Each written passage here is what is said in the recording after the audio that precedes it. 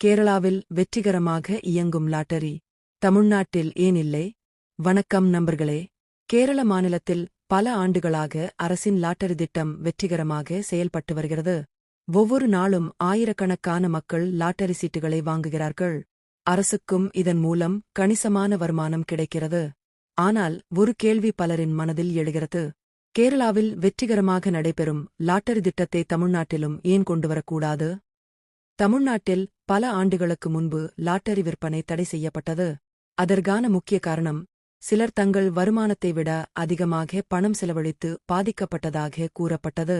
மேலும் சட்டவிரோத லாட்டரி விற்பனைகளும் ஒரு பிரச்சினையாக இருந்தன.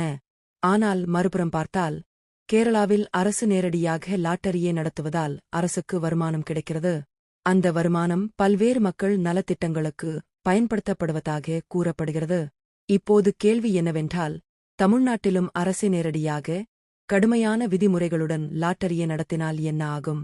ஒருபுறம் அரசுக்கு கூடுதல் வருமானம் கிடைக்கலாம், வேலை வாய்ப்புகளும் உருவாகலாம், மாநிலத்தின் வருவாய் அதிகரிக்கலாம்.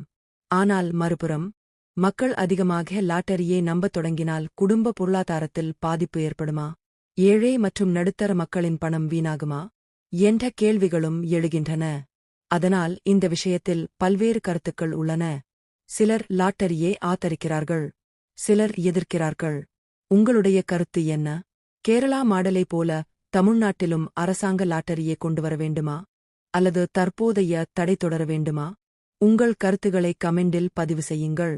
இந்த வீடியோ பிடித்திருந்தால் லைக் செய்யுங்கள், நண்பர்களுடன் பகிருங்கள். மேலும் இதுபோன்ற சுவாரஸ்யமான தகவல்களுக்கு நமது சேனலை சப்ஸ்கிரைப் செய்யுங்கள். நன்றி, வணக்கம்.